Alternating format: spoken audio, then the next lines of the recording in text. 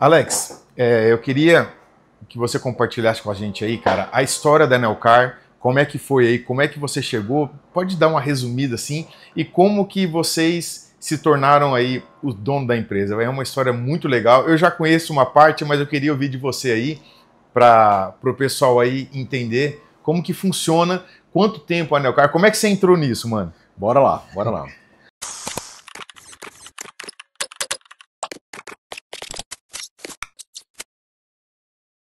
A Neocar, na verdade, ela partiu de um projeto meio que sem foco final, né?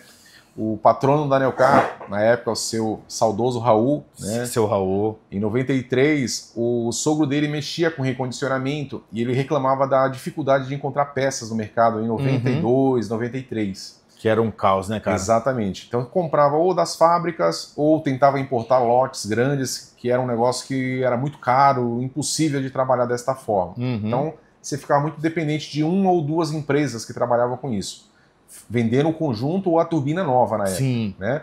E aí o seu Raul começou a fabricar moela e mancal radial. Foram os primeiros produtos que a Neocar começou a fabricar. A Neocar tinha um torno mecânico e uma furadeira. A partir daí a Neocar pegou, viu que esse mercado era um mercado carente. O seu Raul ele era bancário e ele percebeu essa necessidade de ampliar a estrutura para atender outros tipos de peças. E aí a Neocar começou em 93, março de 93. O nosso fundador, seu Raul, tinha um parceiro e era esse parceiro o senhor José.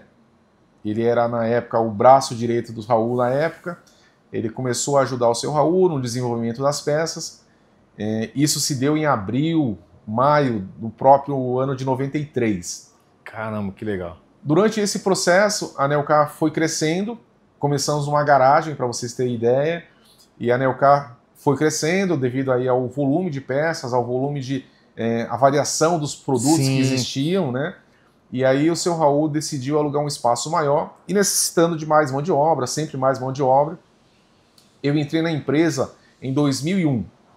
Em 2001 a gente começou aí uma fase nova da Neocar, um projeto de mudar para um espaço maior, ter máquinas mais produtivas. E quando você entrou, era o seu Raul, o Zé e tinha mais uma galera?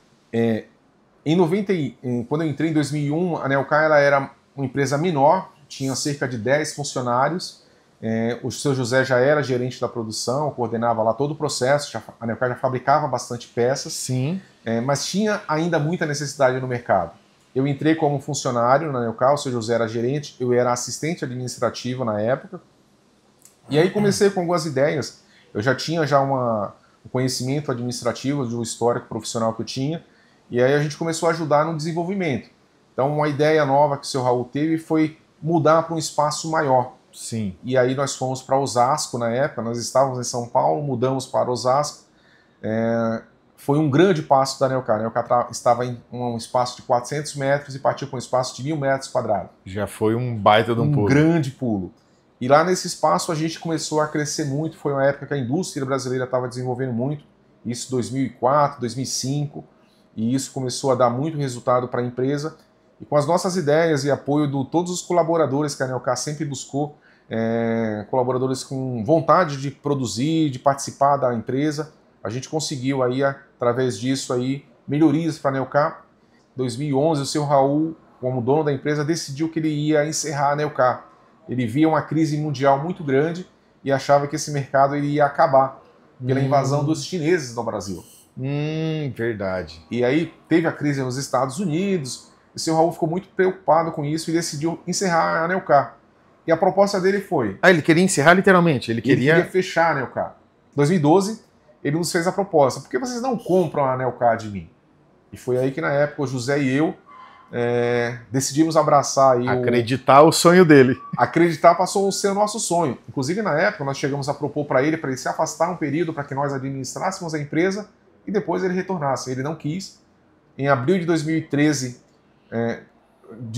nós assumimos a Neocar e graças a Deus e com muitos esforços, em 2013 nós já viemos para a sede própria. Um ano depois nós conseguimos comprar o galpão da Neocar, que éramos em Osasco, e viemos para Barueri, e desde então nós estamos na nossa sede própria e cada vez mais aí buscando atender melhor o nosso cliente, Que legal. Então, de funcionário que éramos, nós passamos a ser diretores da Anelcar, e hoje a Anelcar é dividida em 3 partes, né? Alex, José e Jean. Uhum. Cada um com a sua responsabilidade na Anelcar. Estamos aqui sempre buscando atender o cliente, que é o nosso principal capital. Sim, Então a gente trabalha aqui com pessoas capacitadas, com pessoas honestas, que é importante para nosso atendimento, e visando sempre a qualidade. O nosso produto, ele precisa ter qualidade, que é a qualidade que vai garantir a volta do cliente para a Anelcar. Claro. Gente, deixa eu contar rapidinho para vocês. Quando eu conheci a Anelcar, eu trabalhava de empregado ainda. Isso foi em 2000 e... Eu comecei a trabalhar com turbinas em 2003, 2005. E nós trabalhávamos... Era uma outra pessoa que me atendia, eu nem conhecia o Alex, mas era na antiga Turbuleste. O Alex deve lembrar da Turbuleste. E nós éramos funcionários lá na Turbuleste. E eu lembro que a empresa funcionou durante 1 ano e meio, depois os sócios resolveram fechar, só que a gente sempre manteve esse contato, essas conversas, e nós sempre tivemos portas abertas aqui na Anelcar. Até quando eu não tinha CNPJ, eu tinha... Quando eu comecei, eu falei, Alex, eu vou começar, cara, eu tô aqui numa garagem também. Ele falou, Anderson, o que a gente puder ajudar você aí, cara, pode vir. E aí, logo em seguida, nós montamos um CNPJ e tal. E aí, gente, o que é o legal? Nós acompanhamos o crescimento, e não só um crescimento, mas também a qualidade do processo, né, Alex? Isso. A cada vez vir melhorando mais e mais. Esse que é o grande diferencial da Anelcar. Então, tem várias, sei lá, eu não vou falar porque, sinceramente, hoje eu posso falar que 100% do que eu compro na AD Turbos é da Anelcar, tá, gente? Uma coisa ou outra, às vezes, acaba importando e tal, mas 100% do que a gente faz do giro são peças aqui da Anelcar. E qual o intuito desse vídeo? Mostrar para vocês que são pessoas que não caíram de paraquedas. Mostrar para vocês que por trás de um bom serviço, nós temos bons fornecedores. O Alex falou lá embaixo sobre aonde ele compra material há mais tempo, uma empresa conceituada aqui no Brasil, e eu acho que tudo isso vai valer a pena porque a galera pensa no preço. Exatamente. A gente não vende do valor. Exato. E esse ponto é muito importante, Anderson, você mencionar. A gente não está aqui para brigar com ninguém. Não. A gente entende que cada um tem o seu espaço, a gente entende que cada um tem o seu mercado. Exatamente. A Anelcar vende peça de qualidade no preço justo que a gente consegue chegar. Existem gente que vende mais caro, que gente mais barato, mas a garantia nossa, a nossa preocupação é a qualidade. É o que a gente mais frisa aqui. O meu serviço tem que ser excelente para que o nosso cliente tenha essa excelência e possa garantir ao cliente dele isso. Que é isso que vai garantir a nossa existência. Eu fiz contabilidade. A contabilidade, existe um estudo, existia pelo menos na época, que a cada 1 ano, uma empresa nova, a cada 10 empresas que nascem, elas nascem e morrem 9 a cada 1 ano. Depois disso, caem para 5 a cada 2 anos. E só uma sobrevive depois dos 5 anos. Então, assim, são dados que assim, nos faz entender que a persistência na qualidade é o que nos garante permanecer existente no mercado há 33 anos. Exato. O que não é fácil. Não é fácil. Exato. A chuva que caiu ontem, ela caiu na Anelcar em 33 anos, vem caindo, né? Então é difícil isso. Então a gente sabe que entregar o que foi comprado pelo cliente é a garantia de que a gente vai fazer o cliente satisfeito, e com isso o cliente dele vai ficar satisfeito também, automaticamente cria a cadeia, vai desencadeando um monte de situações. Alguns modelos de turbina, nós sabemos que é mais complicado a questão do reparo. E a gente tenta explicar isso para a galera, só que eles até ficam bravos, tá? Então, eu não vou citar marcas, mas você sabe que existem algumas marcas que nós não temos a pronta entrega, vamos dizer assim. E aí eu sempre costumo explicar que o grande problema é o giro de modelo ou as modificações que são feitas por aquela peça, que fica difícil a gente acompanhar. Exatamente. Então, essa é a minha explicação no balcão, Alex. O seguinte, ó, Se você pegar uma T2 que começou a girar lá em 99 com as Sprinter, é a mesma turbina hoje no carro, até hoje, é aquele mesmo modelo, aquele mesmo padrão. Eu quero que você explique se é isso mesmo ou tem mais alguma coisa. Tem vários modelos, a gente não vai falar nomes, tá? Mas é somente isso, Alex, que a gente pode comentar sobre essa questão de variedades? Eu tenho umas situações aqui na Anelcar que são muito frequentes em especificar. Cada cliente tem uma necessidade própria, né? Uhum. Então, eu tenho regiões a quais o cliente pede só mancais rampados. Ele, na região dele, ele acha que o mancal rampado é necessário para atender a demanda dele. Eu tenho um estoque de um mancal rampado. Mas eu tenho uma situação onde o cliente ele pede um anel especial. Ele quer uma folga maior ou uma folga menor. Ou, no caso, como você mencionou lá embaixo na fábrica, ele não quer folga nenhuma. Uhum. A gente aqui, nós somos fabricantes, então eu consigo atender a necessidade de cada cliente. Claro. A questão é, eu tenho que enquadrar isso dentro de um preço e esse preço está amarrado em quantidade. Então, se eu projeto o preço de um produto para 100 peças, se eu fabricar 10 peças, ela vai custar, às vezes, 10 vezes mais caro. Então, tudo isso implica em preço. Então, claro. O cliente quer uma única peça, eu consigo fabricar uma peça, mas um anel que custa, em média, um valor, ele vai ser multiplicado isso por 5, 10, 20 vezes. A complexidade disso. Então, a máquina ela é calculada por hora. Então, minha projeção de cálculo custo da empresa é calculada por hora. Então, eu tenho um CNC. O CNC ele é engessado lá, ele trabalha 8 horas por dia e cada hora custa X valor. Exato. Então, para eu fabricar uma peça que ela passa pelo CNC, eu tenho que fazer esse cálculo. Quanto tempo ela vai demorar para ocupar essa máquina minha? Então, essa peça ela é uma peça simples, demora 2, 3 horas. Só que para fabricar a peça. Só que para isso eu preciso da preparação da máquina. E isso é custo também. Então, a Anelcar ela fabrica qualquer peça, qualquer necessidade específica de cada cliente. Só que tem a sua particularidade e às vezes é de uso exclusivo dele. Eu tenho um cliente que ele me compra aqui anel em aço inox. Para ele, o anel em aço inox, pros projetos que ele tem, sim, é a melhor necessidade, o melhor produto que ele tem. Eu consigo fabricar. Ele paga 4 vezes mais do que o preço de um anel normal. Por quê?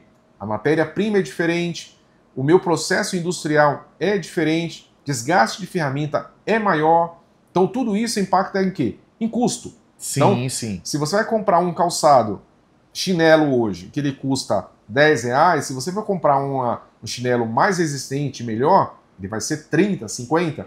E isso transfere para o preço do produto, da ferramenta, da usinagem em si. Então, a gente aqui tem a necessidade de cada cliente, a gente entende isso, é possível atender o cliente bem, mas a gente sabe que isso tem um custo. E assim, a gente não consegue atender uma peça exclusiva num preço que a gente cobra o outro. Então, esse entendimento, às vezes o cliente tem dificuldade. Pô, mas eu pago R$1, vou pagar 5 no outro? O Alex, porque assim, ó, quando a gente fala a Anelcar fabrica tudo, nós colocamos lá, a AD Turbos é uma loja de recuperação de turbina. O cara chega no balcão e fala assim, pô, mas você não recupera? Por que não dá para recuperar? Gente, vocês vão ver no nosso vídeo completo toda a estrutura que o Alex tem aqui. Não é simplesmente eu pegar um mancalzinho, fazer um furo e colocar na turbina. Só que tem um outro detalhe. Algumas montadoras, eles montam uma turbina, aí o Alex vem e desenvolve aquele kit. Legal, aí eu compro, sei lá, 20 jogos daquele kit. Show. Daqui 2 meses é feita uma modificação na turbina, Alex, e eu já não consigo usar mais aqueles reparos. Essa evolução ela é muito rápida, esse ponto é muito importante, Anderson. A gente sabe que o mercado de turbina é uma coisa que veio para ficar. Há 10 anos atrás, 12 anos atrás, o seu Raul achava que esse mercado ia acabar. Eu tenho certeza hoje que é um mercado que ele vai só multiplicar.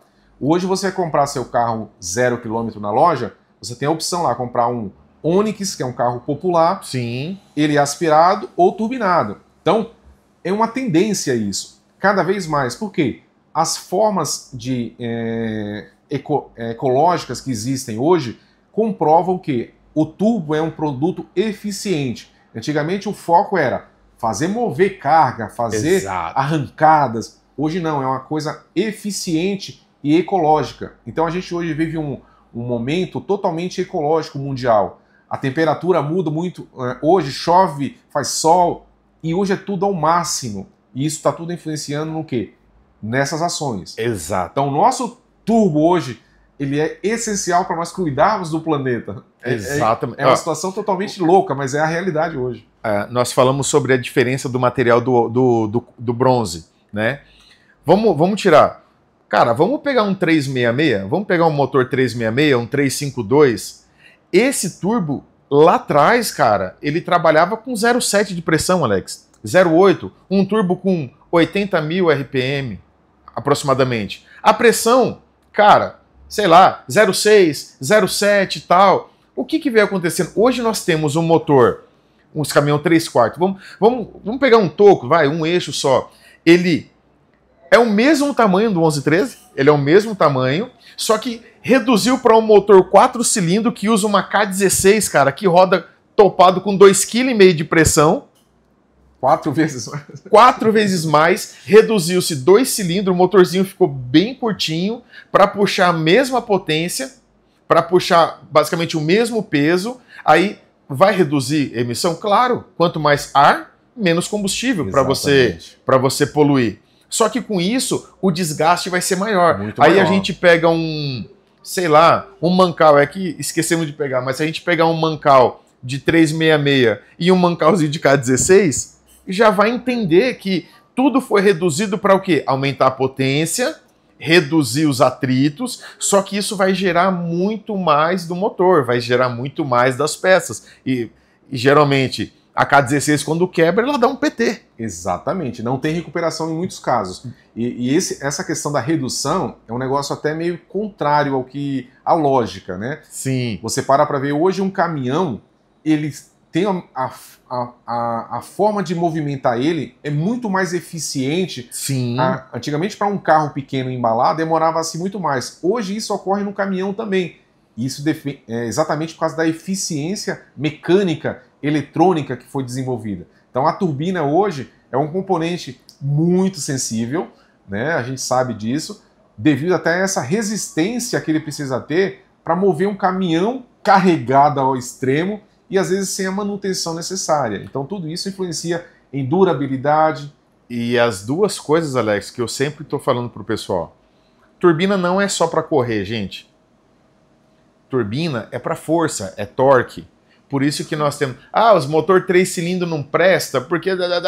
Gente, usar da maneira errada, vai ter BO, gente. O negócio foi feito... Para que você compra um carro 3 cilindros turbo, Alex? Você quer economia, você quer um desempenho legal, segurança, e você vai estar limitado naquilo. Exatamente. Aí, aí tem gente que comenta assim, eu tô fora de carro turbo, eu não aguento, só quebra. Quebra porque eu uso errado. Exatamente. O conhecimento nos faz capazes de fazer qualquer coisa, né? Exato. E é o que eu falo muito isso. A gente tem hoje um produto excelente. A turbina é um negócio excelente. É fora de série. Só que muita gente tem o receio do que, o carro com turbina é para correr. Na realidade, é desconhecimento. Um caminhão, sem a turbina, ele não consegue puxar nada de peso. Se arrasta. Então, o projeto do caminhão existe um motor, ele sem carga nenhuma, ele consegue se locomover tranquilo. Sim. Colocou uma carga em cima do caminhão, aí entra a turbina para fazer essa eficiência, né? E o carro de passeio é exatamente isso também, ele vai dar mais força para o deslocamento também, mas também vai dar a questão da economia de combustível. Exato. E é aí que entra novamente o cuidado do planeta. Menos combustível utilizado, menos contaminação. Só que antigamente o motor de um carro, ele ocupava a frente do carro inteiro.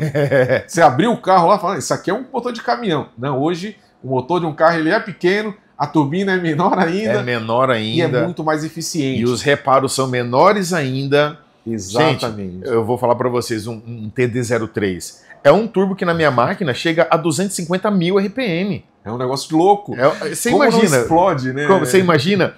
Agora você imagina todos esses componentes que nós mostramos para vocês aqui, todos eles, nenhum tem contato mecânico. Certo, Alex? É sempre flutuante. É flutuante. Aquele anel que você viu, quando ele entra na canaleta do eixo, se ele tiver errado, se ele encostar nas paredes, só que, ó que negócio maluco, gente. ao mesmo tempo que ele não pode encostar, ele não pode ficar longe, porque senão dá fuga de óleo.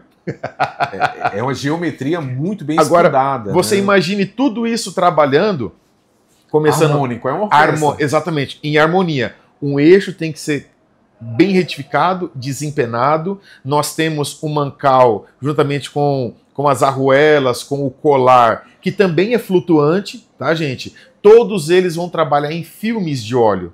Então, e detalhe, viu? São 2 filmes de óleo, do eixo para o mancal e do mancal para a carcaça central. Aí é que está a complexidade do turbo, porque você viu ali que Uma coluna. a coluna mede o interno. Porque, gente, pode ser tudo novo. Se veio com um detalhe na central que você perdeu ali alguns milésimos que seja, você perdeu todo o seu serviço. É por isso que tem... turbina recondicionada não presta. Tá, mas de onde você comprou?